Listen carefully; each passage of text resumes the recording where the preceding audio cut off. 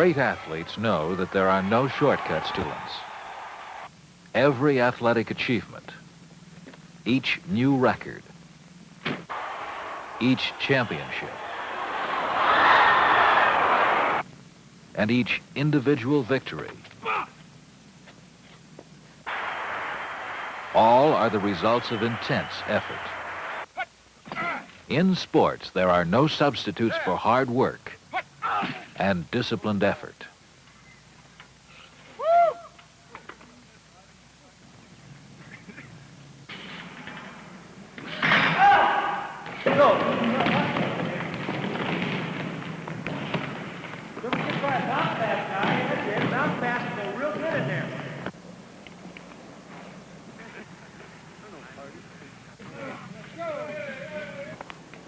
Oh, you're gonna knock. Keep that head up, Rick. Go. Slowly. Okay, very good. 6, 7, 8, 9, 10, 11.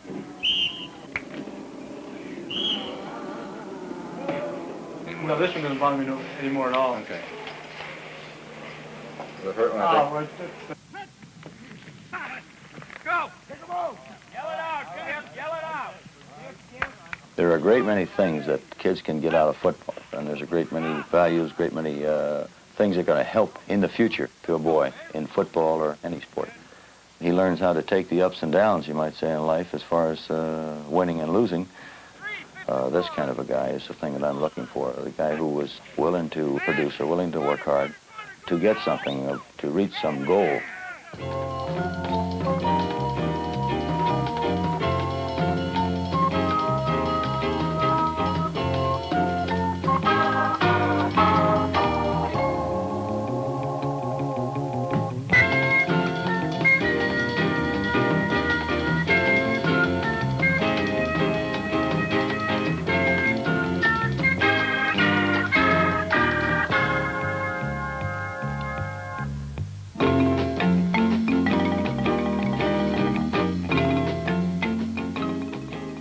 There is a lot of pressure on today's athletes to really achieve excellence.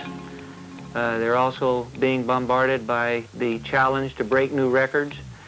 As we saw just even recently in the last Olympics, the breaking of so many, not only Olympic records, but world records with all types of new equipment, so that the fantastic amount of pressure on an individual will many times challenge him to maybe even go beyond his own potential physical limits.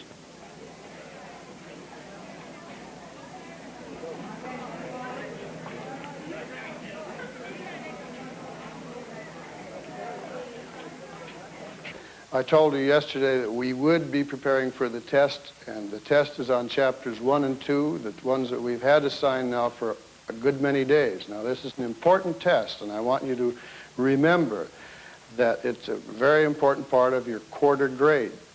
So if you haven't studied, you're going to have to do it tonight. Now, don't forget that if you don't get a good grade here, it's going to be hard to make it up and get your average back up again. So study for this test tonight, whatever you do. The test will be tomorrow, and it will be tough. 1, 2, 3, 4. Okay. Okay, right over left. Position, place. Go. Begin. 1, 2, 3, 1. 1, 2, 3, 2. 1, 2, 3, 3. 1, 2, 3. And ball. The test will be tomorrow, and it will be tough. Push up. 10. Right angle. Position, place. Go.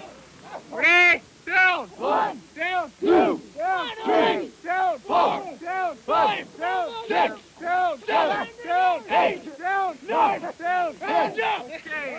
Yeah. Green base. Position, place. Go. Down. Down. Down. Down. Down. Down. Down. Come on, down, down. Down. Down. Down. Down. Down. All right, up.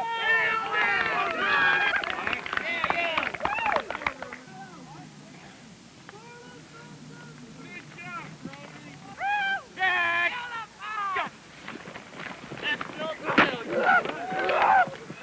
Come on, let's go. We can do it better than that, though. Let's go. Hustle back. One more.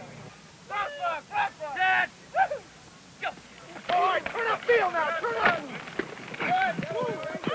drink of water. Yeah, I want to drink.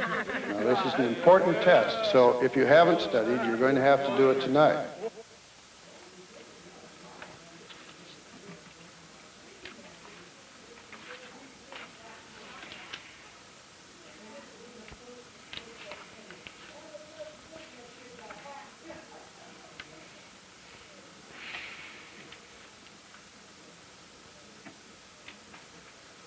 I'm really having a rough time studying tonight, and I wanted to see if I could get a couple of bennies from you.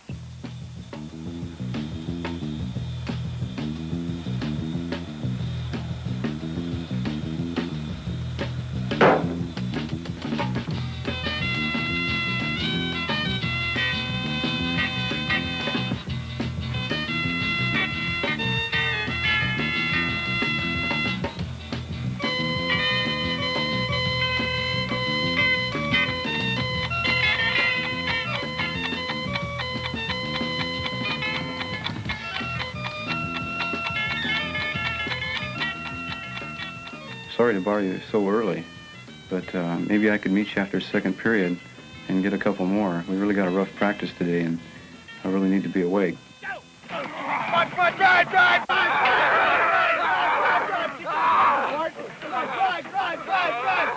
Keep low, keep low. Okay, that's good. All right, good go. I remember in 1967 or so that I got up pretty well in weight before in the off season. And I went to a doctor friend of mine and had heard about diet pills or whatever, and I guess he gave me a normal prescription that every housewife in the country, or, you know, a good percentage of housewives in the country have had from time to time. And I think it was something like 30 pills. And he told me to take one a day. And I did so. It was amazing. At the end of about 20 days, I didn't want to stop taking them because I said, geez, I'm out beating down doors and calling people. And, of course, toward the end of the day, I felt like, you know, crawling in a hole. But I had a super time for a while. And sort of have someone really is great. But after you have a chance to really think about it, it's scary. It's frightening, really. And I became so disenchanted with the idea that here you are, you're strong, supposedly possessing a certain amount of athletic ability and a certain amount of mental of even having to roll. It's become a moral issue with me, and more than a physiological or more a mental thing. I believe that in my own morality, I cannot foresee myself ever taking anything to get myself up to do something.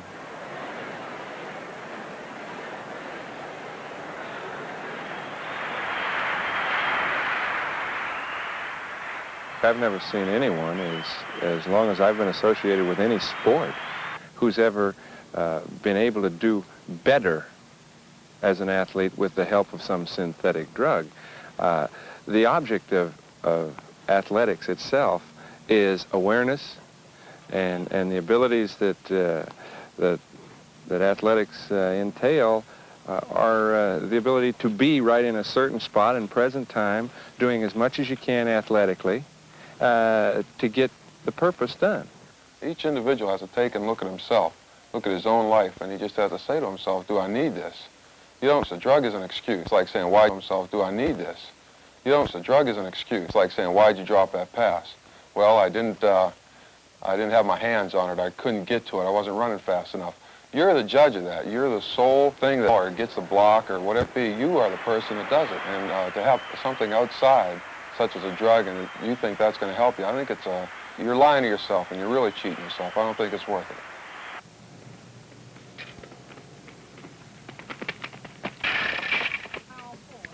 Being selfish. I like selfish, to think about them. Think where they're going to be 5 years from now. I decided when I was 8 years old that someday I wanted to play for a club like the Los Angeles Dodgers.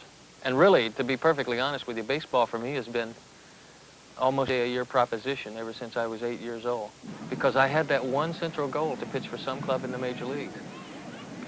I can remember a lot of times when I got a little bit tired in July and August and wanted to quit, wanted to stop running those extra sprints, when, although I was working on a farm, I had to work out at night, run in my front yard at night, and then pitch 2 or 3 ball games a week. I can remember a lot of times when it would have been nice to go to the beach and to spend all afternoon just basking in the sun. But they told me that if I wanted to make the I should practice on those days.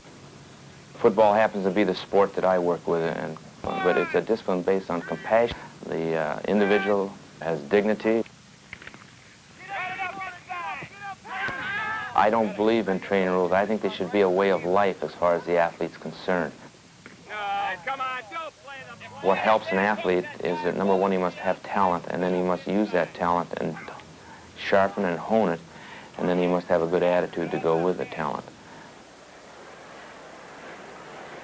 And I believe this very sincerely, that the athlete is placed in a fishbowl, so to speak. He's being watched. He is watched as to what he does, where he goes, what he says. And as a result of this, he must watch what he does. And I think it's very important that athletically you gain the feeling that, yes, I am a good person and I am in a condition to be of help to somebody.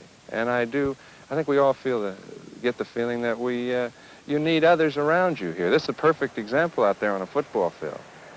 There have never been any one-man teams.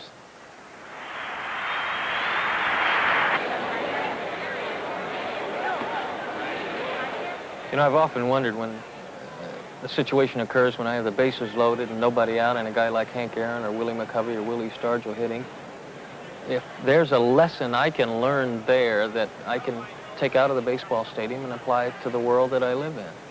And really there is, because I know that in that situation, there are 8 guys behind me who are counting on me not to quit and to cop out, but to put forth my best effort. And the lesson that I can learn, that I can go and apply to the business world, to my family life, or to my spiritual life, is that when things are the toughest, that's the time when we collect our wits and we use all our resources and face it rather than copping out and running away from it. Athletics is a stepping stone. It's a way to show yourself that you can try things, and if you fail, there are going to be a lot of failures in life, but if you do fail, you can take that step and use it as a learning experience. Don't look back on it and say, well, I failed and here I am, I can't do it again. Take it and, for what it's worth. If you did fail at something, say, okay, I learned this from it, I learned that. I learned there's good things, I learned there's bad. Life, if you don't have the ability to discipline, and discipline takes on many forms. In my own particular case, discipline to me can mean that, instead of going out and staying out late on Friday and Saturday night before a ball game, I'll stay in, I'll get my rest, I'll take care of myself. I'll just do something that maybe I wouldn't want to do because maybe I could have a good time going out and doing this. But I know that if I make these sacrifices now, that it's going to work, on Sunday when we play. Of course, the greatest thrill is when you go on Sunday and you do well, and you look back and you say, well, these sacrifices, these disciplines, these various things that I did then made possible what's happening now.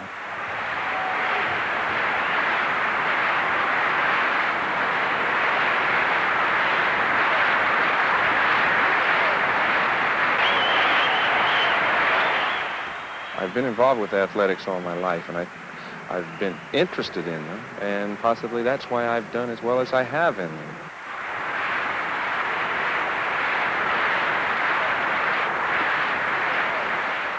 To me, being satisfied that I've done something in an area that I'm interested in that satisfies me is very important. And I feel that athletics gives one an awful good feeling of himself, doing something meaningful to him. Everything that I am and everything that I hope to be and every view I have really is related to my life as an athlete. I can't stress enough the qualities of life that football in particular and athletics in general have imbued upon my life. The idea that there's something more important than myself because, we've got 39 other guys that mean as much as I do. And I get hurt, as I have been, and another guy steps in and takes over and does a pretty good job. And the old saying, you're about as indispensable as a guy who puts his hand in a bucket of water and takes it away. And you're about as indispensable as the hole it left in that water. That's very true. And it's a real sense of pride being part of a team. I can't tell you how many times I've been knocked down, both, and I think there's something to the makeup that I have undergone for these 19 years of preparation that helps me look at life as, okay, I'm knocked down, but I can get back up again, and I don't think anybody's going to keep me down.